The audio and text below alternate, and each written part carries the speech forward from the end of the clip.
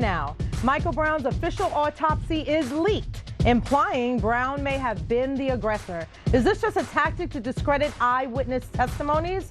Over 3,000 University of North Carolina students, yes, 3,000, most of them black athletes, have been taking bogus classes over the past, get this, 18 years.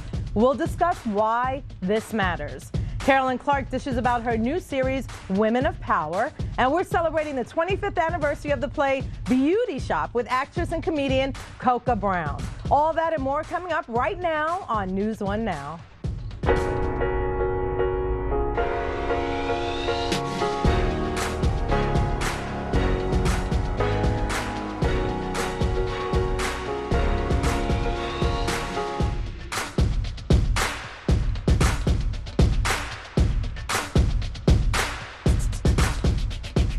Ferguson stays in the news. 5 arrests were made Wednesday night in Ferguson, Missouri, as hundreds took to the streets to protest the leaking of the official Michael Brown autopsy. The autopsy shows he was shot in the hand, and experts say it indicates he may have reached for Officer Darren Wilson's gun. Brown family attorney Benjamin Crump says the autopsy leak and grand jury testimony of Darren Wilson might be a deliberate move by the prosecutor. Well, I think there are a lot of inconsistencies, but what we're seeing is they've had a lot of time to try to get their story together. Remember, Michael Brown laid on the ground for over 4 hours while they tried to get an initial story together, and now it's been over 2 months. We think Michael Brown's family has been adamant. The reason they aren't releasing any statements or anything because they're trying to get their story together to justify the execution of their unarmed teenage son in broad daylight.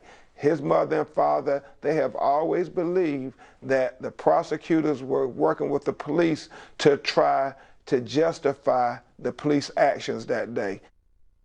The U.S.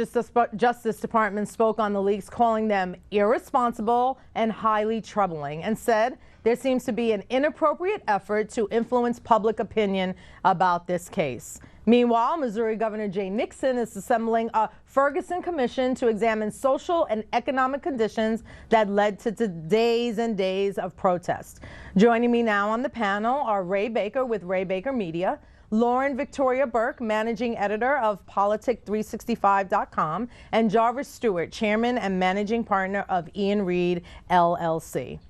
So we continue to see, I mean, just a ton of protests every day in Ferguson. It doesn't stop, and we know why, because people are agitated, disappointed, upset, and now we see these leaks, which ironically are always in support of Officer Darren Wilson's, testimony, story, right. Yet we still, have not heard from his mouth directly. So it's troubling to say the least and feels like a setup for what will be a non-indictment. So, starting here, what do you think about that? Well, I think one of the things that has been largely problematic has been all the speculation that's gone along with the released information. The San Francisco forensic scientist Judy Melanick was on MSNBC even saying my comments were taken out of context because much of what is alluded to, particularly in the St. Louis Post-Dispatch piece, is this may have happened. This may mean that it happened. This may mean that. And when we're talking about an issue as serious and grave as life and death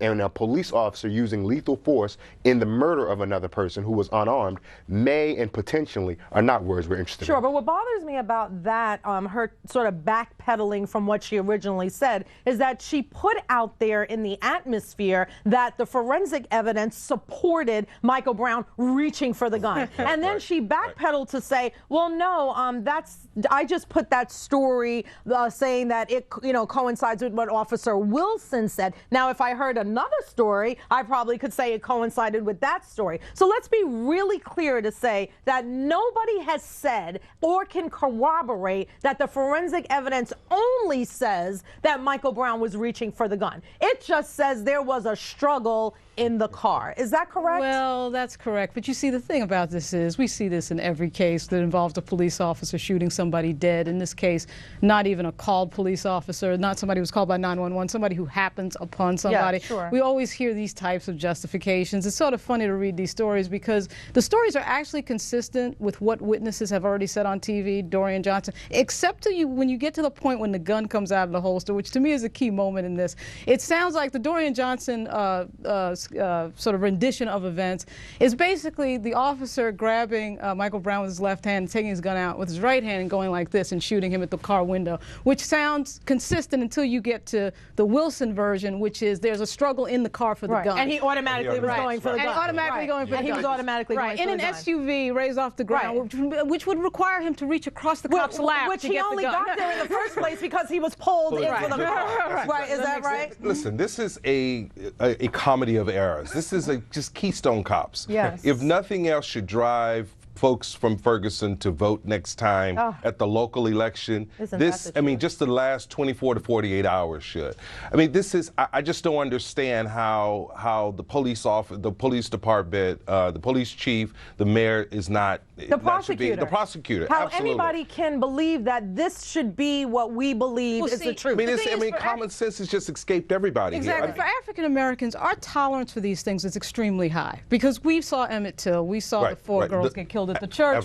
We've seen so many things in our history that are outrageous and unfair and unjust that we don't, I think we don't react as sharply as we should given the outrageousness of these stories. No, absolutely. But I think that people begin to get more outraged and more outraged as they see it, and then the outrageous response begins to happen. You even have the Attorney General Eric Holder say, listen, I'm exasperated. Absolutely. I'm exhausted. I can't believe that this is happening in the United States of America in 2014. And, think about it. If that cop was telling the truth, why doesn't he just come out and say it? Like, if that rendition of events is true, if the cop was telling the truth, why is he hiding it? If the cop was, I mean, if the cop was telling the truth, right? A last point about Officer Wilson's rendition of events is that it seems problematic to believe that a young man who would get into a scuffle with a police officer in a car, who would then be shot in the hand with a police officer in the car, runs away from said police officer, then turn around to run back. Or automatically begins to reach for the gun. Is followed and then comes back and attacks. We could talk forever. We'll come back to that. You've heard of,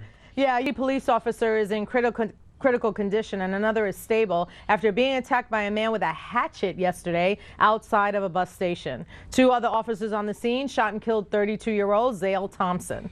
A female bystander was also rushed to the hospital after being struck by a police bullet.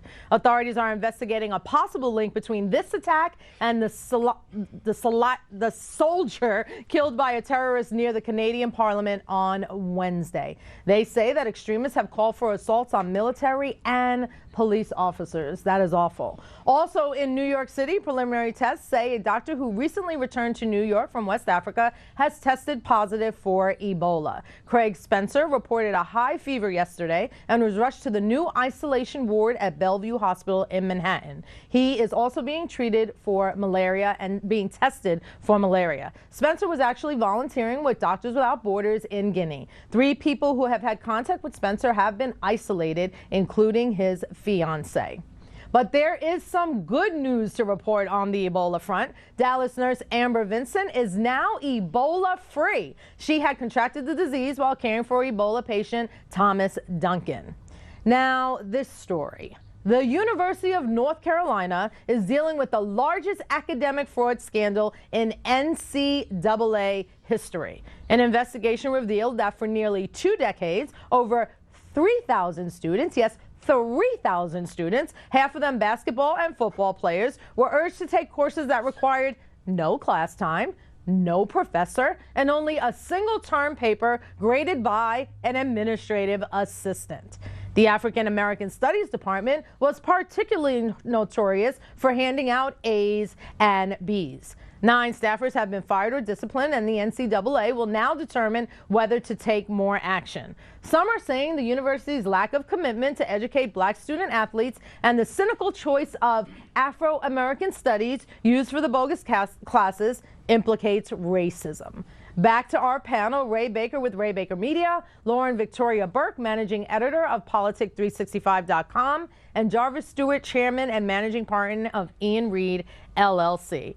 To say that it might have some tones of racism is just a little bit, to me, of an understatement. It is mostly African-American college athletes going to African-American studies classes headed up by 2 African-Americans, to which, ironically, no white administrators or management or even the president knew about it.